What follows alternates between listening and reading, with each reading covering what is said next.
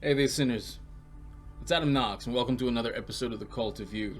It's a beautiful Sunday here in my country, and I was busy prepping and cleaning the space for ceremonies, especially for things that I'm working on with those in my private mentorship group, the Demontorship, as we move into different stages for the current group.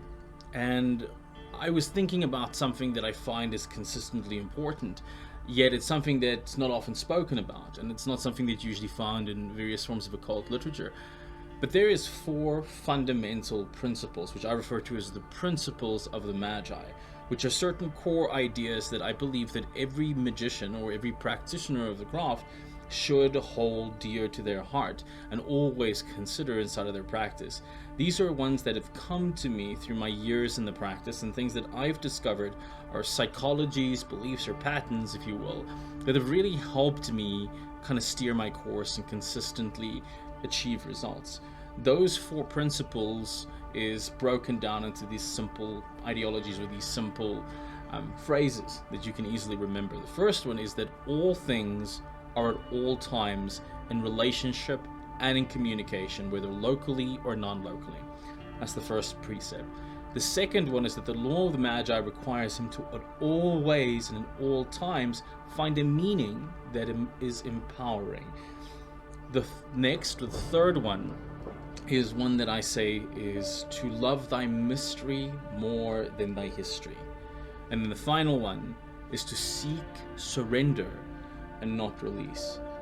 Now, to fully expand upon these kind of phrases, these ideologies, would take quite a lot of information, would take quite a lot of episodes. And I hope to bring some of those in the coming episode to you.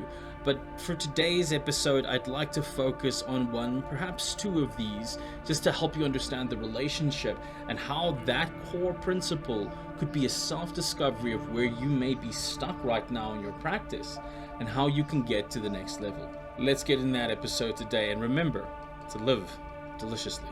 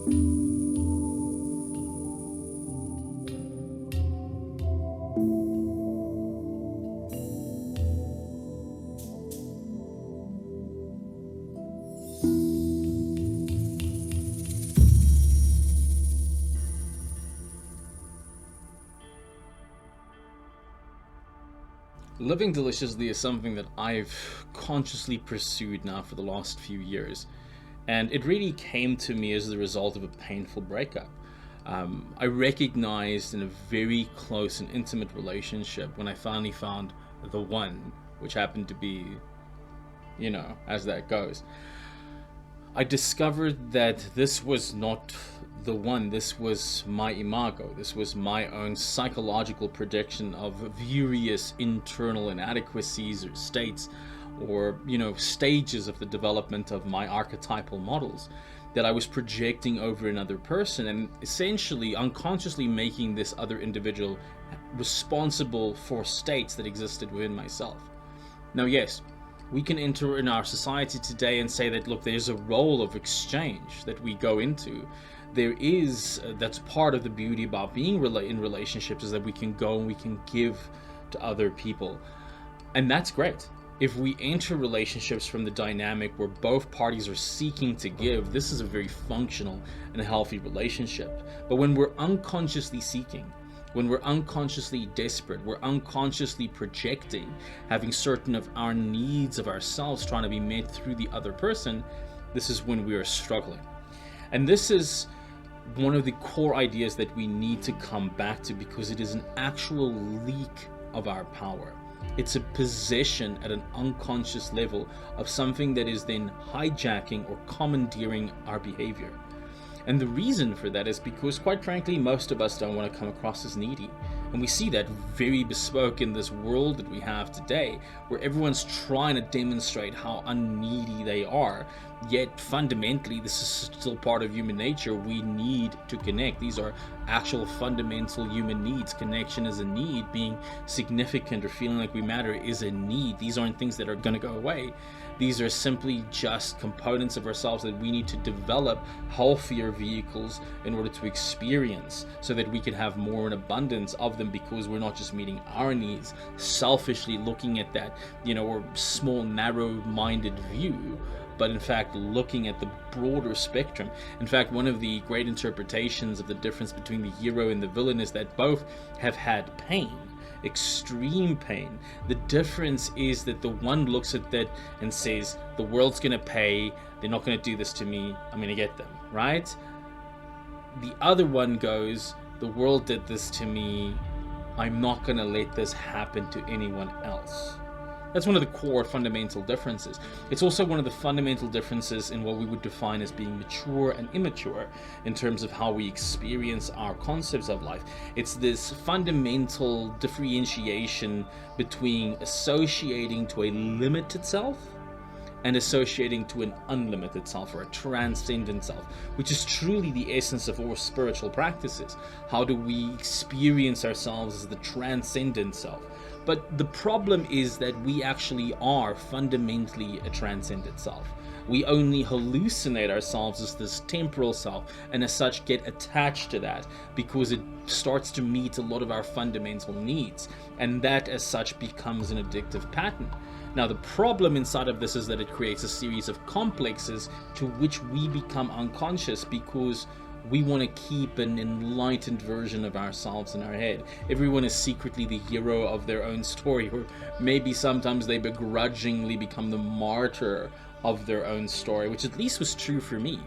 Living as a martyr of recognizing how everyone else had this, but I had to carry the boon. I had to carry the cross, which is something that we're almost promoted for in religious paradigms and programs, right? How humble we are through suffering, by this extreme point of suffering. And this is a very perverse interpretation of some of the initial ideals. It is not that we are humbled by suffering. It is indeed true that suffering does humble us. But the fundamental purpose of these interpretations we find in the practice of logotherapy, right? In the work of Viktor Frankl, he discovered that one of the core differences between people that were in the concentration camps during the Nazi, run, or the National Socialist run, so to speak, of Hitler, the difference between people that almost instantly gave up and became physically ill and died versus ones that actually seemed to become stronger was the difference in meaning, the difference in interpretation. So when somebody comes to you and they're trying to give you all this empowering knowledge around suffering and pain, which I myself do, it is not to make pain noble. It's not to glorify suffering and as such make it almost an addictive pattern. It is simply to recognize our capacity to find meaning within the shadows. And in finding meaning within the shadows, within the pain, within the darkness of our lives, we are able to liberate ourselves from our enslavement to it. This is very edged into the left-hand path, because we see as the shattered tree occurs of the Kli path that it still contains within itself the Nitsutsut. There's an essential part of the body of God that's still within the demonic, which helps us to recognize meaning. Finding meaning inside of this demonic or this darkened or this painful aspect of our nature or of our life becomes the very instrument of liberating that part. And the reason for this is because when we go through those experiences throughout our history, if you think through the timeline of your life from where you started to where you are today, every single stage in that journey has had various intense emotional events. Now, the catch with various of these emotional events is they create anchors, right? Anchors are very simple to understand. It's, you know, somebody that just hears a dog and then suddenly their body freezes, or you're just driving down, you know, a road and you suddenly hear a siren from a police car. Even if you did nothing wrong, your body still reacts in certain cases. And this is often because at some point, either in your event or in someone else's event, there were emotionally impactful journeys and the brain anchored it. This is very much what we do in occult practices. When we look at symbols or sigils, we create a sigil that's representative of certain states or desires or goals, and through conditioning we anchor this into our nervous system or into our unconscious, and this then formulates upon itself the behavioral patterns that then become expressed in the personality. And as Joe Dispenza so rightly points out, that personality creates personal reality, because your personality sits at the root of your life, right? It determines where you're going to go, what you're going to do. Now, there is a far greater expanded model behind that, which is what the occult worldview is about, how that then entangles itself to all of reality and every other person, place, time, and thing and event that is out there. But that's a little bit beyond the scope of our discussion today. If, however, that's something you're interested in exploring, I suggest looking at Dr. Joe's work or my own work to help you deeper dive into that, or just pick up a good book on neuroscience and explore that. I recommend deeply looking into the subject of neurotheology, you know, to help break some of those biases and start to understand the patterns happening within ourselves. But what we recognize by this pattern is, as the timeline of the journey of the individual goes, we see very much the same depiction that we see in the Tree of Life. We start off from this place of, shall we say, almost Ein Sof, right? This place of limitlessness. And from this place of limitlessness, we then begin to limit our potential through these emotionally intense defining moments of our life. These then eventually become the architecture, the governing principles of our personalities. They formulate our perceptual models of reality. And as physics will indicate to us, that it's the observer that turns the wave of infinite potential into the particle of limited manifest experience or reality.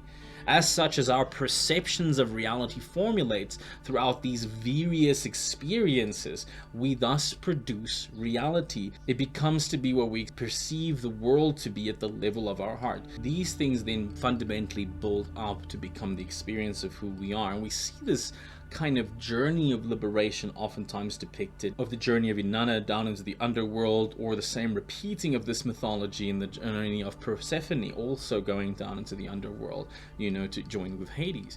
This is all a call, a recognition of a journey down our timeline, down the inner world, that we may discover these various complexes, these governing powers of our personality and thus our personal reality, so that we can begin to liberate those experiences, untangle those electrically and emotionally charged events that have formulated who we are at this core level.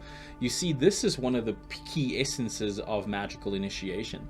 Magical or occult initiation is this systemic transmutation of the self concept.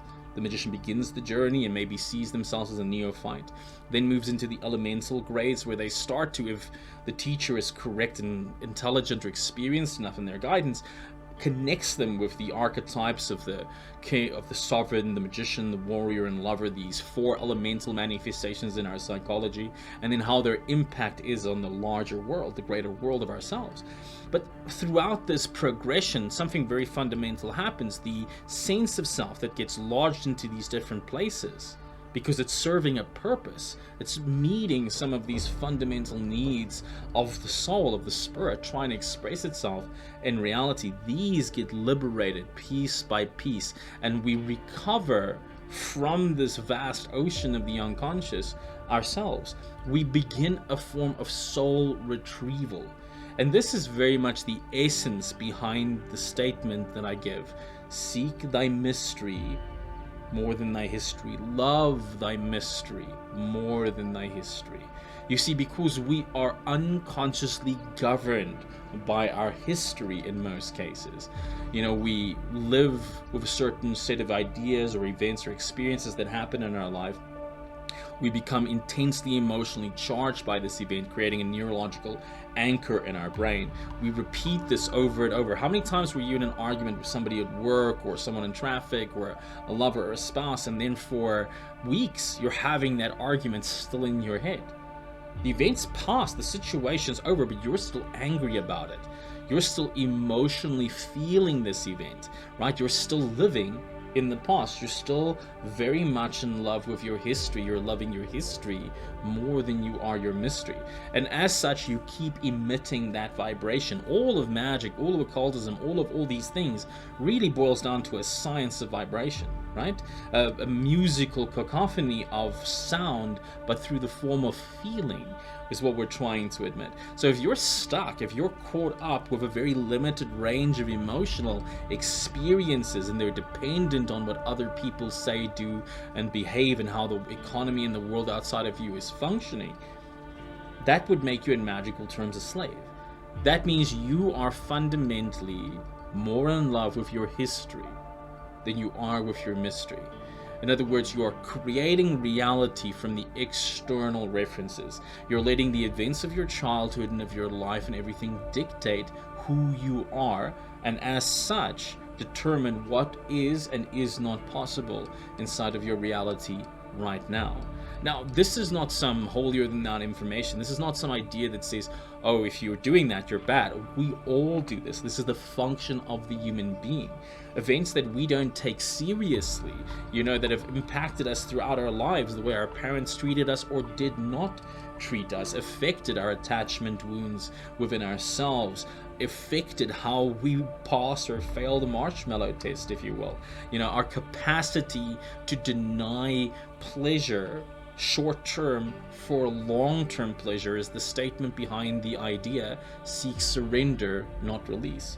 You see, because as we start to understand this principle of love thy mystery more than our history, it recognizes that the reason my desired goals are not coming into actualization is simply because I have more of an emotional tie-in to repeating my history, to being justified in my pain and my trauma, than I have in actually emotionally experiencing my reality. And you can experiment with that quite simply. Go into meditation and meditate and experience only your desired goal, your desired dream reality. And notice how quickly your body tries to resist or come back out of it. Because your body is physically addicted to the past, because that is the program that you're repeating over and over. That's the one that has the most emotionally intense charge. So when we say you love your history more than your mystery, we're not talking about an intellectual choice. We're talking about a biological choice, right? The process of love is the process of association. In other words, you are more associated, or as such more identified with your past self than your potential self. So to love thy mystery more than thy history is to be more identified with thy potential self. And this then gives us the premise of the idea of the marshmallow test, right? The tests or experiments done with kids, and no, they didn't initially use marshmallows, but it's how the article became popular, or the practice became popular. When they were looking at young boys and girls, and they basically said to them, okay, here is, for argument's sake, a marshmallow. And you can have this one right now, or you can have double that if you wait for an undefined time for this person who's running the experiment to go back. Or there'd usually be more than just one, but it'd usually be some kind of variation of that. And it was an exploration of what was done. You know, would the child wait for the immediate pleasure? Would they go for the immediate pleasure? Or would they go for the long-term pleasure? You know, getting more as a result of it. Now find yourself in the society today. Look at the addiction that happens in your body from dopamine. as the result of social media. The constant clicking and scrolling and all that stuff has been proven to weaken our concentration span. If anything, it promotes the ADHD of our culture at a super intense level because we're being rewarded very quickly for short-term pleasure. So we no longer develop the will, the very fundamental tool of magic.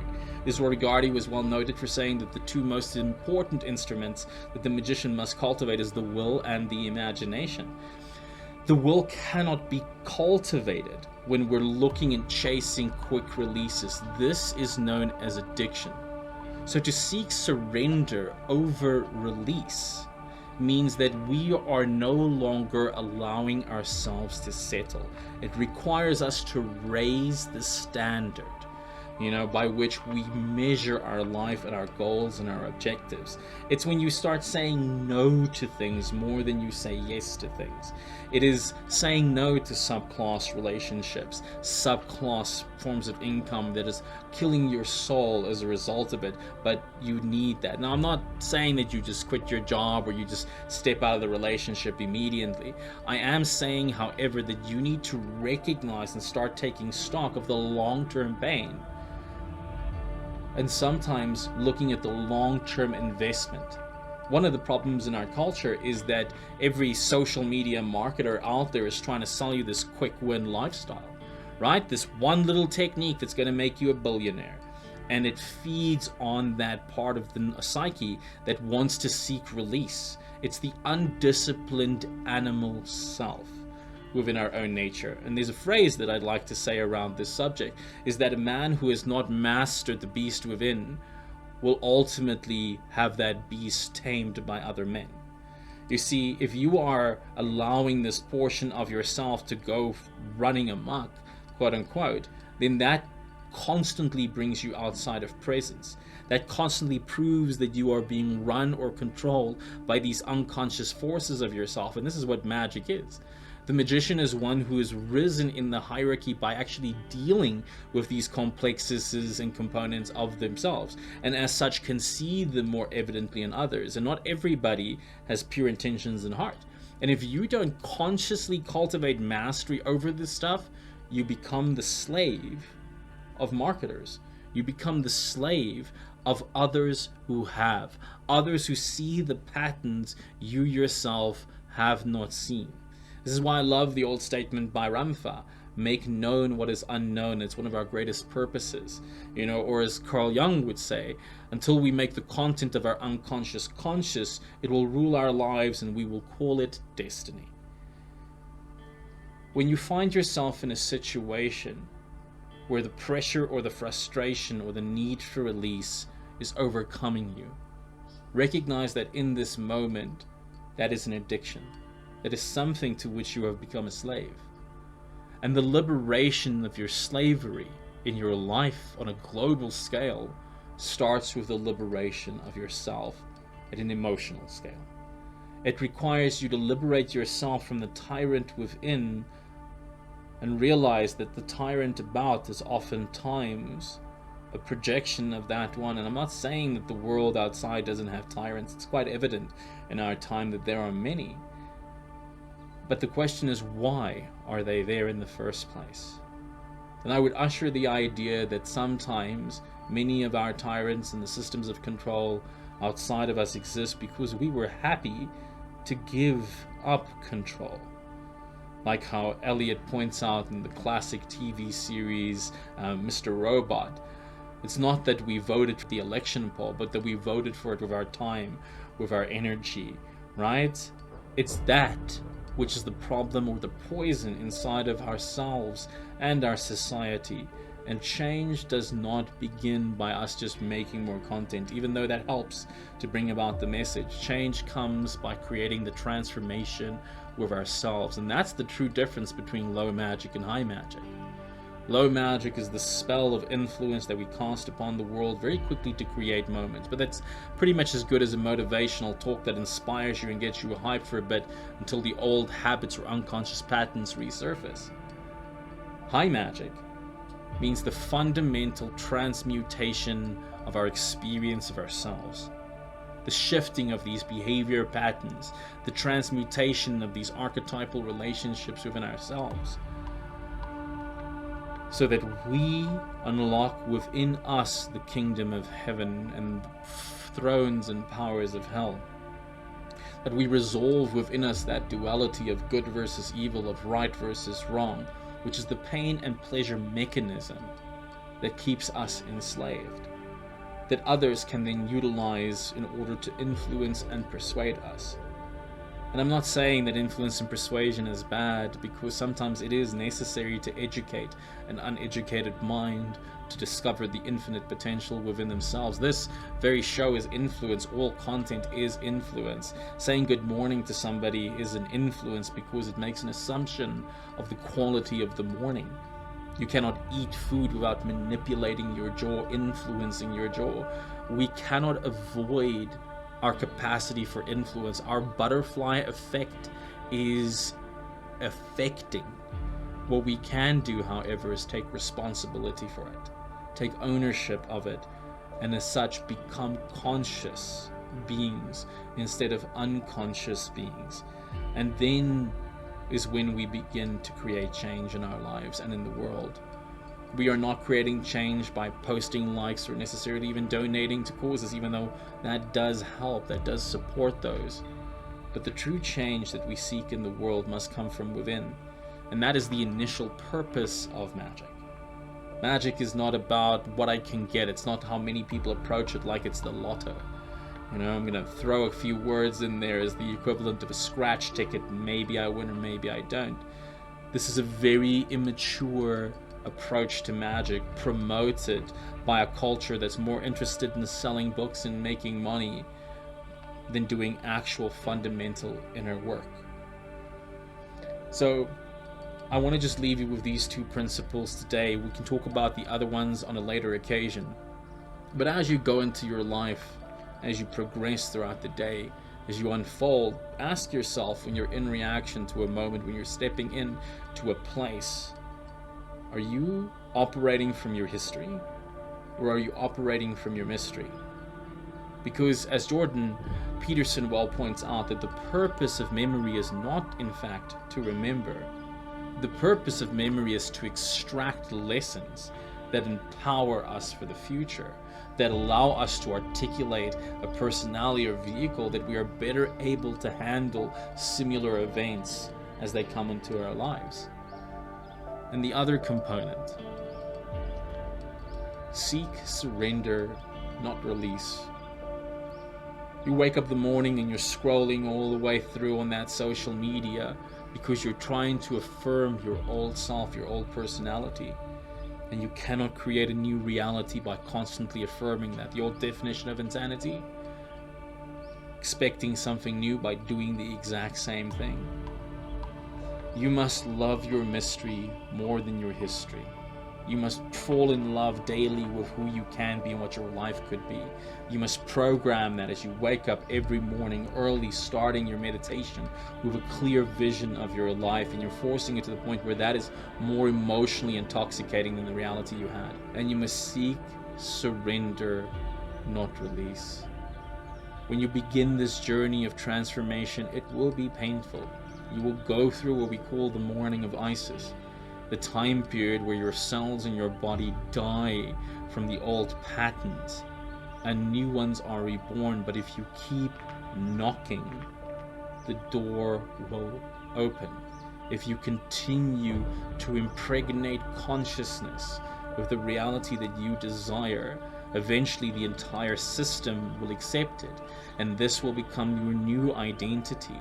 And once it becomes your new identity, your reticular formation in your brain will activate and find evidence of it in the world around you.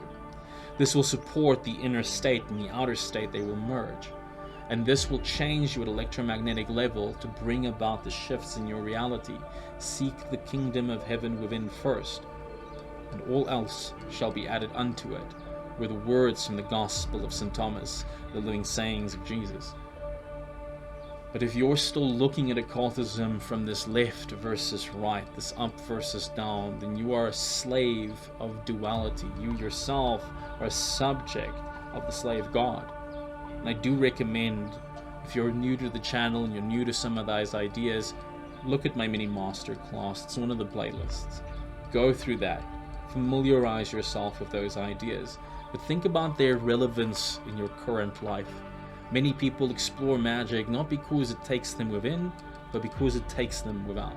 Because they suddenly get to live a fantasy life, instead of becoming aware of the inner fantasy, of active imagination, and then working with that to make known what is unknown, so that the true alchemy of the magus can begin. And we can restore the kingdom within ourselves, that we again become aligned to our authority. I hope this has been insightful for you, and if you've enjoyed it and you're new to the channel, please do like, subscribe, you know the jazz. If you'd like to work with me, I open up my demontership training every few months for new students that I work with personally, in a weekly intensive process. But whether you find yourself getting this work with me, or you find that work with someone else, listening to more podcasts, doing your own research, exploring it, the greatest investment you're ever going to make is in this work within yourself. Because the thing that sits at the center of your universe is you. And that, my friend, is God. And it's time to let that component of yourself work with you. Because you have the right to live deliciously. You do not have desires. Latin root of the word desire is of the Father. You have information of the world that is possible for you to be living in right now. And it's time to open your mind and your heart to that life, because you've been configured with a certain set of capacities to bring it about. Magic is not what you do, it's who you are.